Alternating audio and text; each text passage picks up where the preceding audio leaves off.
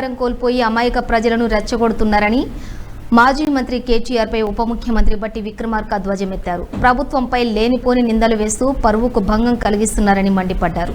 పాలనలో ప్రభుత్వ వైఫల్యమేంటో చెప్పాలన్న బట్టి నిరుద్యోగులకు ఉద్యోగాలు ఇవ్వడమే ప్రభుత్వ వైఫల్యమా, ఇంటిగ్రేటెడ్ స్కూల్స్ పెట్టడం ప్రభుత్వ వైఫల్యమా అని బట్టి నిలదీశారు. రైతు రుణమాఫీ చేయడం ప్రభుత్వ వైఫల్యమా, ప్రజలకు మంచి చేయడం ప్రభుత్వ వైఫల్యమా అని ప్రశ్నించారు.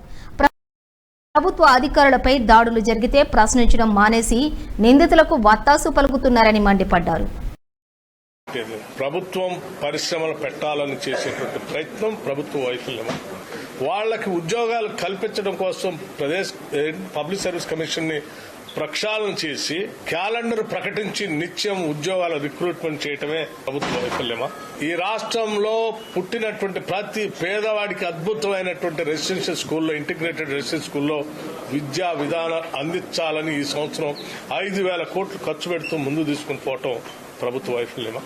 అసలు ఈ దేశ చరిత్రలో ఎప్పుడు జరిగినట్టు విధంగా 18,000 కోట్లని ఒకటేసారి రైతు రుణమాఫీ పేరు మీద వేసినట్టు ప్రభుత్వ వైఫల్యమా? లేకపోతే మీలాగా ₹1,00,000 రుణమాఫీ చేస్తా అని మొదటి 5 ఏళ్లు 4 దఫాలుగా చేసి, రెండో 5 ఏళ్లు అసలు చేయకుండా వదిలేసి అరకొరగా చేసి, పంట నష్టపోతే ₹1 కూడా ఇవ్వకుండా 10 ఏళ్లు గాలికి వదిలేస్తే మేము పంట నష్టం జరిగితే లెక్కగట్టి పంట నష్టపరిహారం వెంటనే అందించడం ప్రభుత్వ వైఫల్యమా? సింగరేణి కాలనీస్ లో పనిచేసే కార్మికులకి ప్రమాదవశాత్తు ఎవరైనా చనిపోతే ₹1 కోటి ఇన్సూరెన్స్ చేసి ఇప్పించడం చేయటం ప్రభుత్వ వైఫల్యమా? ఇవన్నీ ప్రజల కోసం మేము చేసే పనులు ప్రభుత్వ